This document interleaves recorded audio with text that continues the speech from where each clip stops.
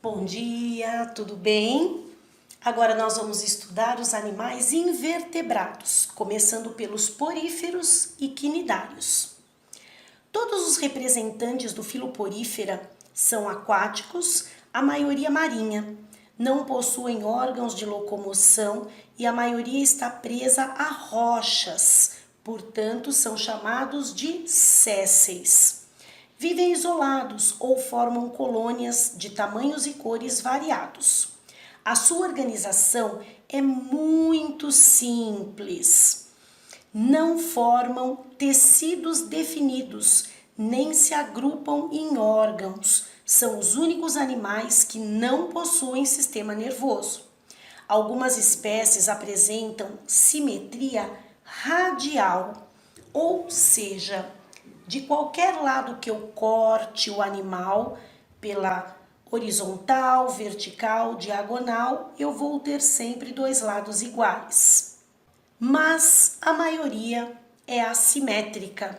A superfície de uma esponja, nome pelo qual chamamos os poríferos, apresenta uma série de poros, chamados de ósteos, pelos quais a água penetra, trazendo alimento, ou seja, plâncton e oxigênio.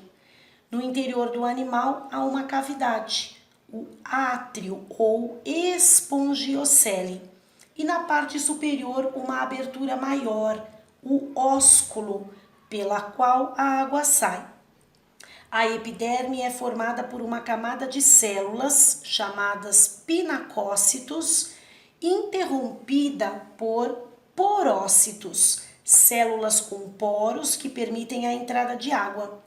Na camada interna aparecem células características das esponjas, os coanócitos, que promovem as correntes de água com os batimentos dos seus flagelos e que fagocitam, ou seja, englobam as partículas de alimento suspensas na água.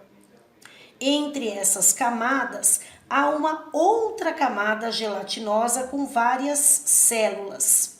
Amebócitos, que se locomovem por falsos pés, projeções do corpo, que nós chamamos de pseudópodes.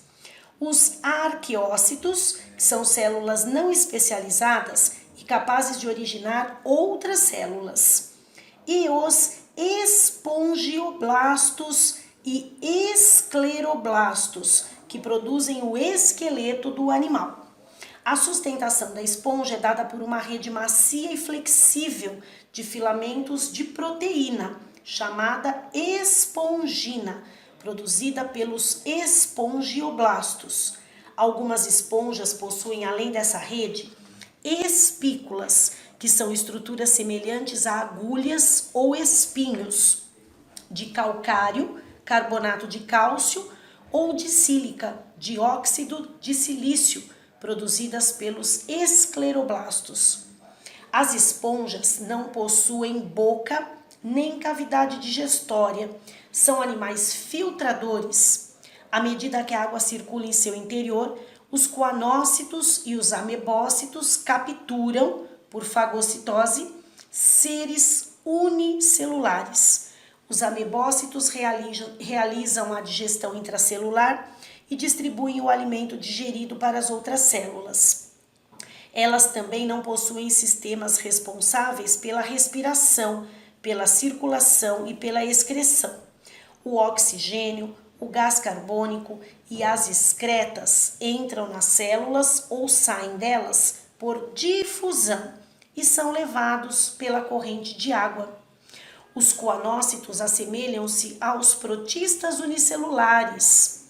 Alguns desses protistas formam colônias e talvez de ancestrais desse grupo tenham surgido os diversos grupos de animais. A reprodução pode ser sexuada ou assexuada, com grande poder de regeneração. Pequenos pedaços do corpo são capazes de regenerar um corpo inteiro. Se trituradas, as células de uma esponja podem se reunir por movimentos ameboides e formar uma esponja inteira. O brotamento é frequente. Os brotos são formados por amebócitos que originam novos indivíduos. Eles podem se destacar ou permanecer presos, formando colônias. Nas esponjas de água doce, há brotos especiais, chamados gêmulas, formadas por massas de arqueócitos envolvidas por uma capa impermeável de espículas. As gêmulas resistem à época de seca dos rios e perduram após a morte da esponja-mãe.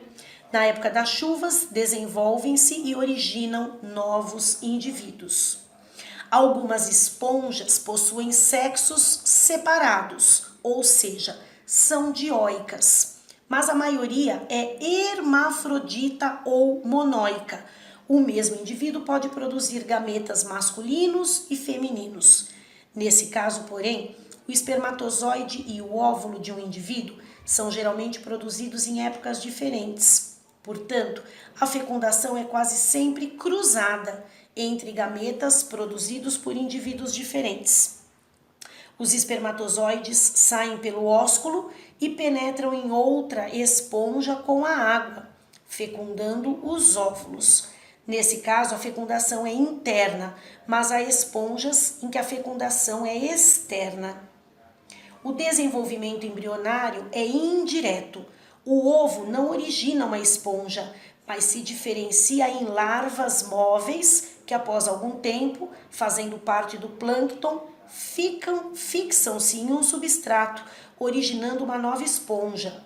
A produção de larvas móveis facilita a dispersão de animais fixos ou sésseis. Os poríferos são fundamentais para o equilíbrio dos ambientes marinhos. Servem de abrigo, alimento e local de reprodução para várias espécies. São bioindicadoras de poluição da água. Estabelecem relações ecológicas harmônicas com microalgas.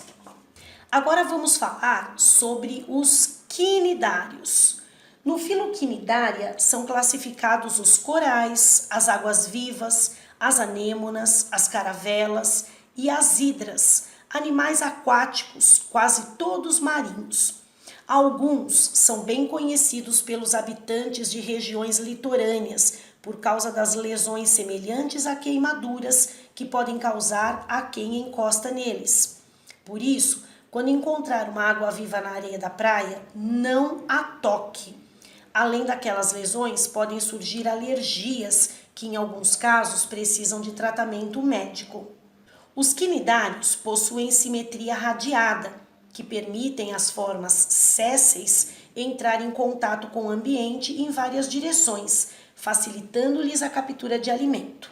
Há duas formas de animais. Temos o pólipo, que é cilíndrica, séssil ou com pouca mobilidade, com uma das extremidades apoiada em um substrato qualquer e a outra livre.